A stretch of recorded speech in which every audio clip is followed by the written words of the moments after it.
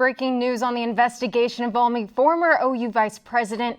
An ex-Dallas police officer is found guilty of murder, and the impeachment inquiry heats up. This is OU Nightly.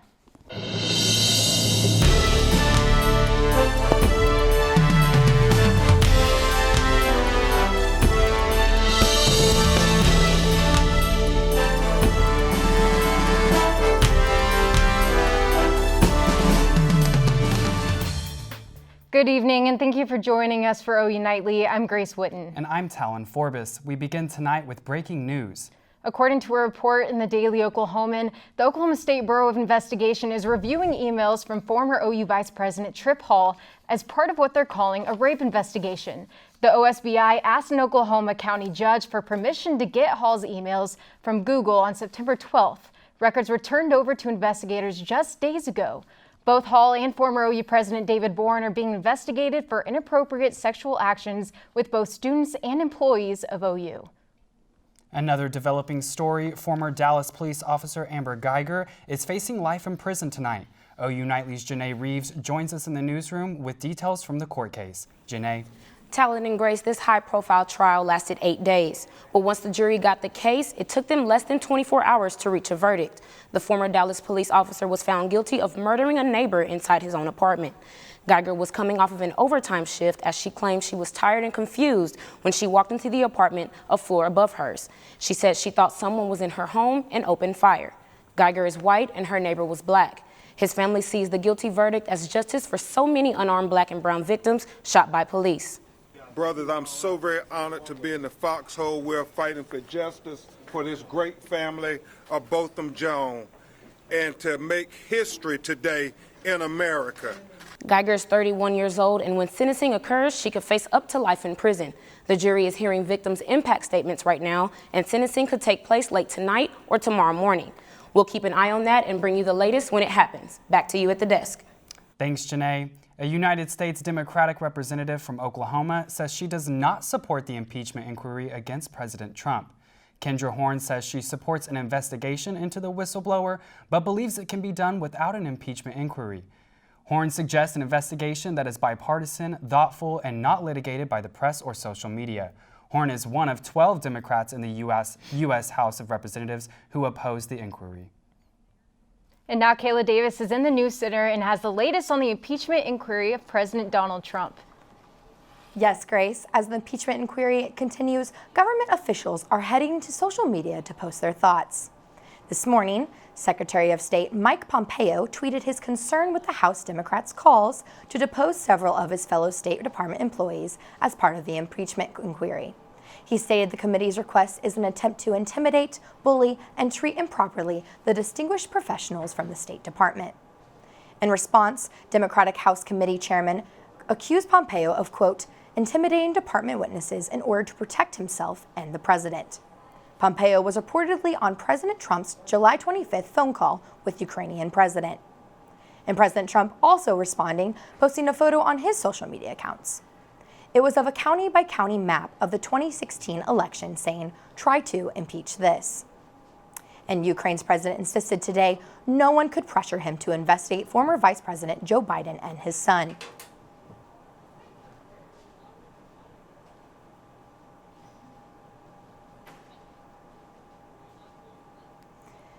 The Ukrainian president also said he's never met with President's personal attorney, Rudy Giuliani. Giuliani, the former mayor of New York, was mentioned several times in the whistleblower's complaint involving Trump's contact with Ukraine. And Grace, America's first cannabis cafe opened today in Los Angeles. Chef Andrea Drummer created a menu for Lau Farms that not only reflects California's flavors, but also complements the effects of THC. Thank you, Kayla. Despite a recent pay raise, Oklahoma teachers are still struggling. Finance website Wallet Hub lists Oklahoma as the 45th least teacher-friendly state of 2019. The scale measures two categories, opportunity and competition, and academic and work environment. But there is good news. Wallet Hub says that Oklahoma could rank 19th in salary by 2026 if these trends continues. The ranking follows the Oklahoma teacher walkout back in April of 2018.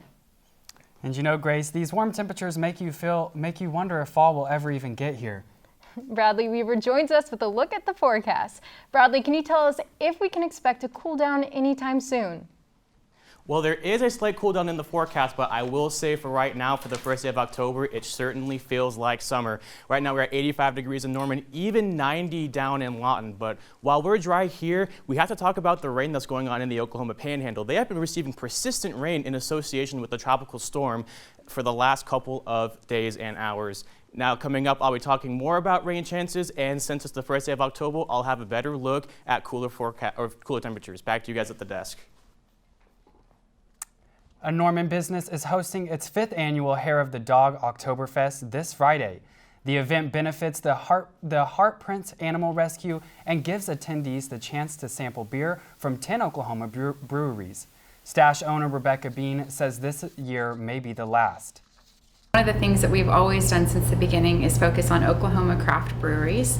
And the event will also include a live band. Oktoberfest is Friday from 6 to 9 p.m. With summertime coming to an end, monarch butterflies are starting to migrate through Oklahoma. But this year, you might see a decline in the amount. Find out why next.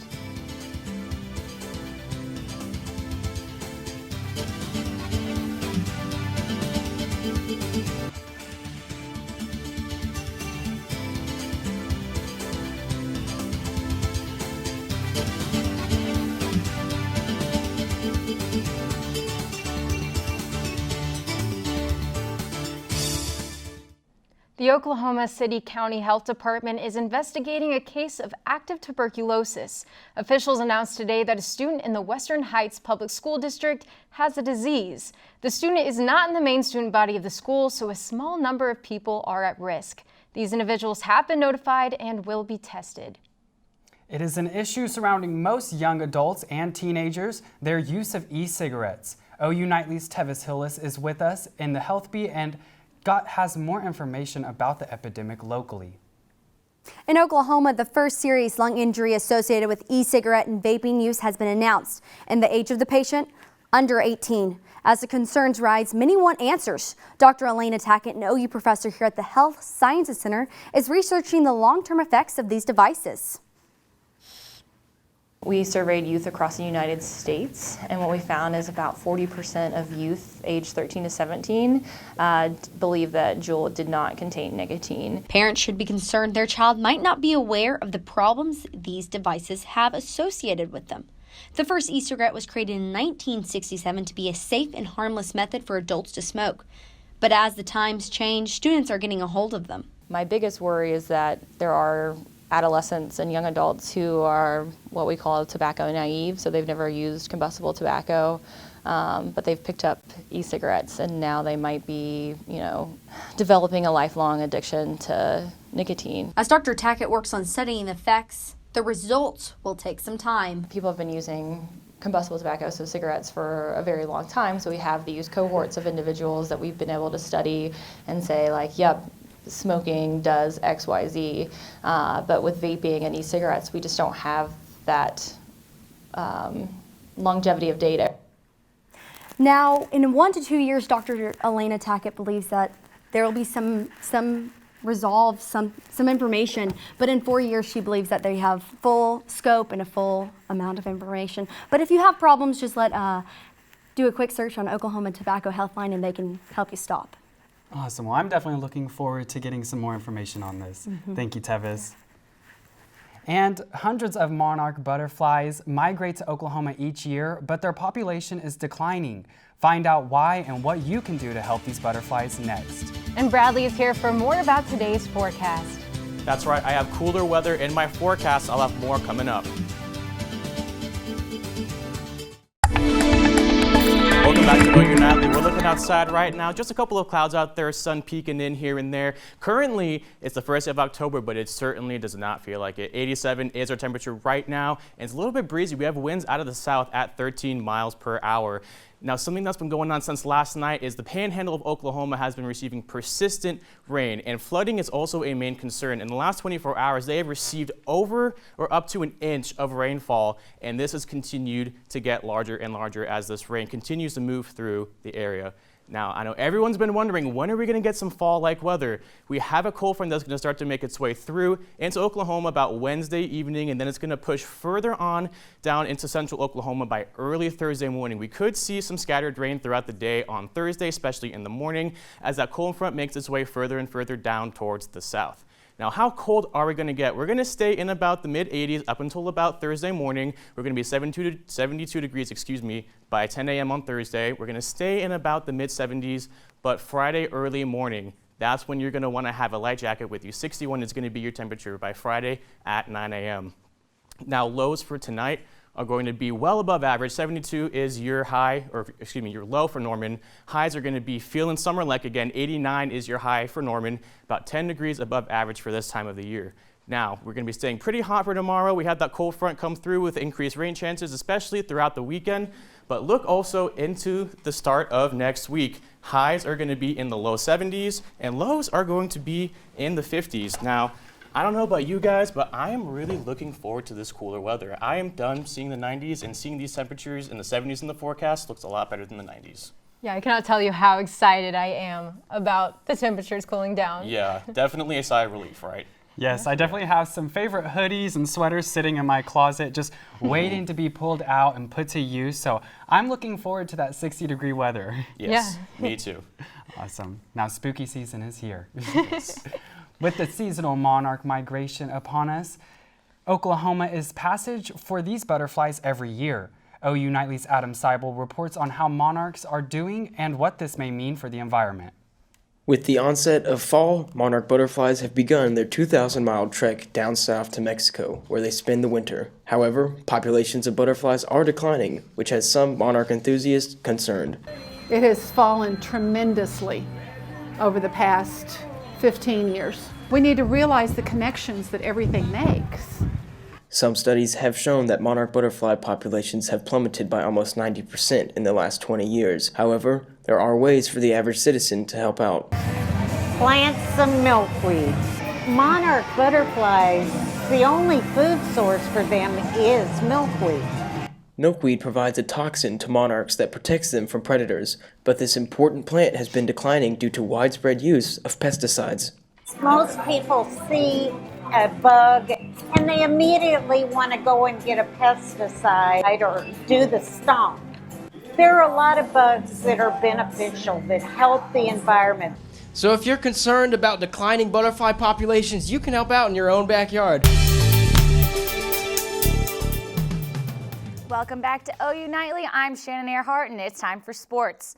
The OU football team heads to Lawrence this weekend to take on Kansas. And Parker Thune joins us with some insight on the Sooners' mentality. Parker? Hey there, Shannon. I tell you what, when I was live out here leading up to last year's OU-Kansas game, my hand just about froze to the microphone, so glad for some more temperate weather this time around. Now, as far as this game is concerned, look, OU just stomped Texas Tech 55-16 in this building, and let's not dress this up any more than necessary. Kansas just isn't a formidable opponent.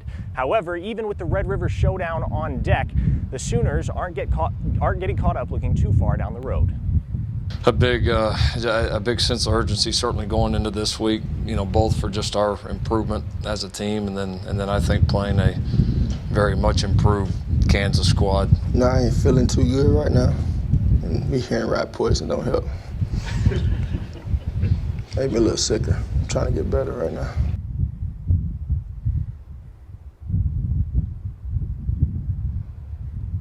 Now, granted, the rat poison mindset is exactly what you're looking for from an elite team, but try as the Sooners might to play up their opponent, the reality is the Jayhawks haven't beaten Oklahoma since October 4th, 1997. You do the math. Lincoln Riley was in junior high, Wi-Fi had been in existence for less than 4 months, and Third Eye Blind was making songs worth listening to. Oh, and by the way, Shannon, if you're placing bets, the current spread is Oklahoma minus 34. Back to you in the studio.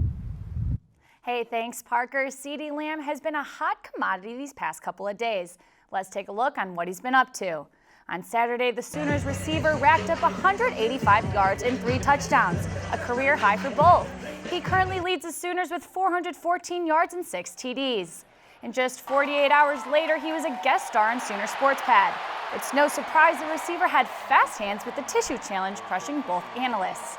And being on the team for 3 years, CD has gotten to play with 3 unforgettable QBs. Here's his response on who he thought was his favorite.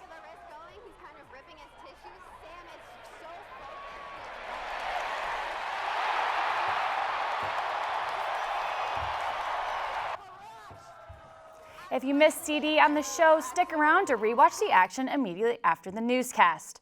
And OU volleyball cleaned up opening week of Big 12 play, boosting their record to 2-0. The Sooners are on the road up to face number 1 ranked Baylor tonight at 7. And last time these teams battled, OU fell short, losing in 4 sets. And the Steelers went to town on the Bengals, putting them in their place 27-3. Pittsburgh's defense shut down QB Andy Dalton, sacking him 8 times. Mason Rudolph played a mistake-free game, handing the ball off more often than throwing it. But what really carried the Steelers to a win was the D-line, who coughed up only 175 yards and a field goal. And just having to pay for tickets to get into a Miami football game is a ripoff. But this guy took it to another level. A beer vendor got caught charging a fan $724 for 2 stadium beers. It makes sense that most Dolphin football fans need a drink to sit through the game, but come on, this is insane. You guys, so the beer vendor did get arrested. He is totally taken care of, so we don't have to be worried about overpriced beer anymore. Well, I don't even know if I would have fell for that, honestly. If you say 700? Yeah, I go to concerts and I go to order a drink, and if they say like over $10, I'm usually like, okay, I've maxed out. I think he just got overcharged. I don't know what happened there, but. That's crazy. Thank you, Shannon. And a swing set comes to Oklahoma City with a unique twist. After the break, we'll show you how these swings can be music to your ears.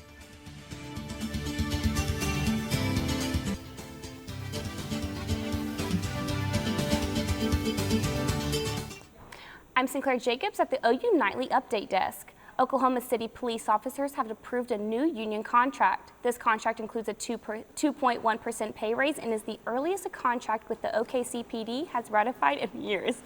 And today, the Episcopal Diocese of Oklahoma has selected 3 candidates to be the next bishop. Candidates from different states will visit Oklahoma in December in wake of the election. That's all from the Update Desk. Back to you in the studio. Thank you, Sinclaire. Scissortail Park's grand opening overshadowed another attraction that came close to the same time. The musical swings are also a new attraction that just opened. Our own Aspen Endriss takes us there. Aspen? Talon and Grace, the musical swings are the newest attraction here in downtown Oklahoma City, but they're only here for a short period of time. Laughter and music are the only things to be heard outside the Civic Center Music Hall. Since the installation of the musical swings, hundreds of people have visited this temporary attraction. 4 different instruments, all varying in range and tune. The higher the swing goes, the higher the note. Put multiple swings together, they make a melody that brings joy to everyone. Was swinging your favorite part? Dele tout le jour, a Canadian. The musical swings are only temporary, and they will leave October 13th or 14th. Now, if you want to go try out those swings, it's going to be a great week to do so. Taking a look back at the 7-day, we have a cold front that's going to make its way through on Thursday. We're going to be a little bit warmer for the weekend, but then getting back into Monday, we're going to get a little cooler, even having those lows being in the 50s. And like I was saying before, I'm really looking forward to these cooler temperatures. It's going to be nice to break out a jacket or a hoodie or those long pants for sure. Or the flannels. Yes, Definitely big on the flannels. Need those flannels out. Yes, of course. Well, I'm definitely going to pull out my cozy clothes and head on down to Oklahoma City and try out those swings. Sounds like Oh, I'm going to take out my dad's sweatshirts and try them on and then swing on the swings. Yeah, for real. I think it'll be fun. What else do y'all have to wear for the fall? Oh, I've got a few, Halloween-themed shirts that I may pull out of the bin, Yeah, I got my new rain boots. Deep down there to grab all the winter excited. clothes. Awesome. Well, thanks for watching OU Nightly, brought to you by the Gaylord College of Journalism and Mass Communication on the campus of OU. We'll see you back here tomorrow night, live at 4:30. Have a great evening. Good night.